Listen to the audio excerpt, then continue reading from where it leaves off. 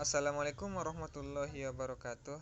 Perkenalkan, nama saya Syekh Rizal Lubis, BP 19 11 11 1043, Praktikum Teknik Industri Drainase, kelompok 5.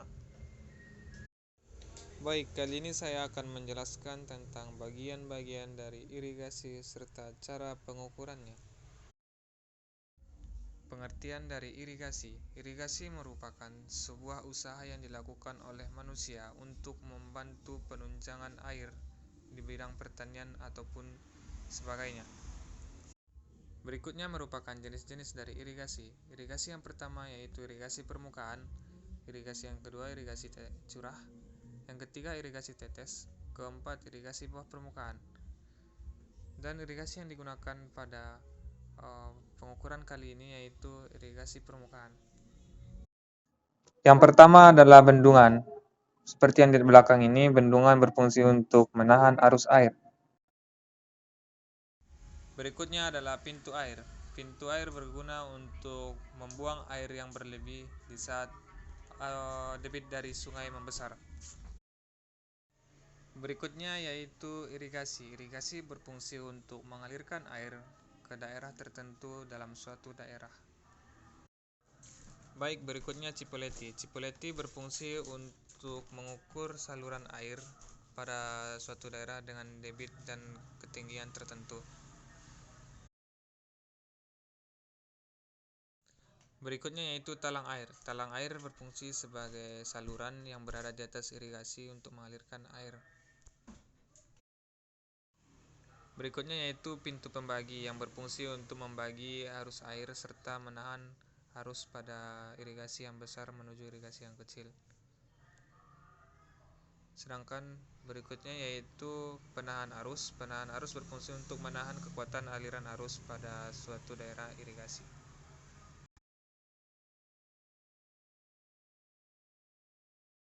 Baik, berikutnya merupakan cara pengukuran dari aliran irigasi pada daerah yang kita pilih.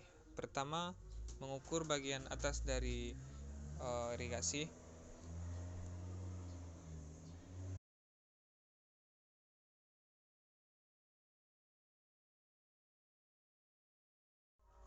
Alat yang digunakan berupa meteran dan posisi dari meteran harus lurus seperti video berikut.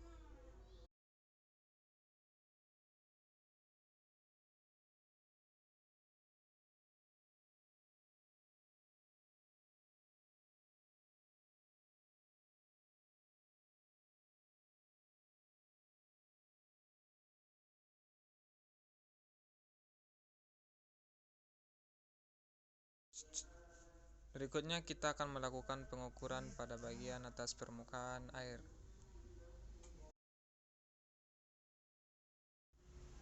Posisi dari meteran juga harus dalam keadaan yang lurus.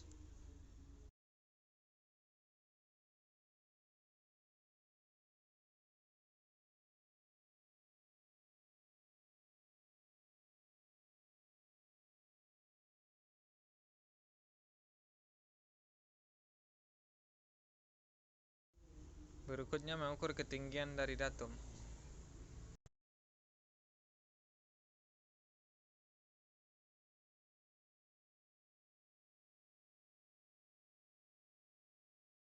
Berikutnya mengukur tinggi dari air sekaligus sebagai tinggi pertama dari segmen 1.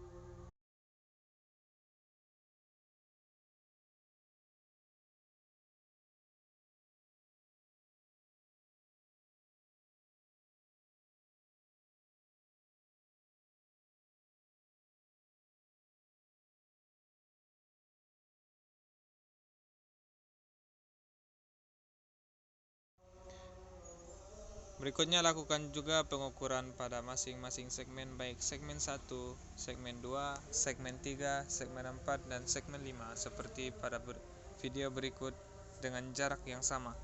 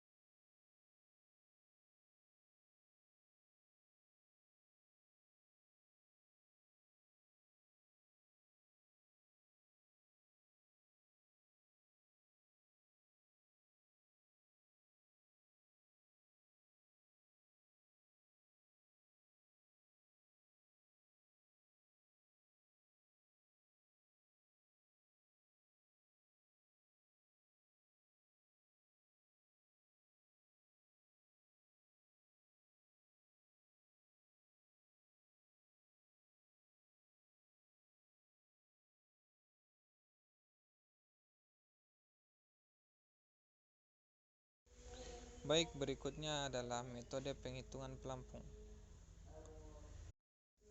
Pada pengukuran kali ini didapatkan lebar datum 830 cm, lebar permukaan air 658 cm, lebar dasar datum 522 cm, tinggi datum 158 cm, tinggi segmen 1, 2, 3, 4, dan 5, 77, 75, 70, 72, dan 71 cm.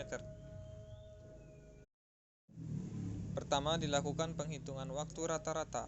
Waktu rata-rata yaitu waktu 1 ditambah waktu 2 ditambah waktu 3 dibagi dengan 3 dengan hasil 29,333 sekon. Kemudian menghitung nilai dari VP dengan cara jarak lintasan per waktu rata-rata dengan hasil 1,0227 meter per sekon. Kemudian menghitung jumlah sisi sejajar dengan cara lebar permukaan air ditambah dengan lebar dasar datum dengan hasil 12,8 meter. Kemudian menghitung D rata-rata dengan cara menjumlahkan seluruh dari tinggi segmen dibagi dengan 5, maka didapatkan 0,73 meter. Kemudian mencari nilai AP dengan cara jumlah sisi sejajar dibagi 2 dikali dengan D rata-rata dengan hasil 4,672 meter. Kemudian mencari H rata-rata dengan cara 24 ditambah 24 ditambah 24 per 3, di mana H ini merupakan panjang basahan dari pelampung dengan hasil 0,24. Kemudian diketahui nilai lambda 0,3588. Kemudian nilai C koefisiennya yaitu 0,60782, maka didapatkan debit dengan rumus Q sama dengan C dikali VV dikali AP yaitu 0,30305 meter per sekon.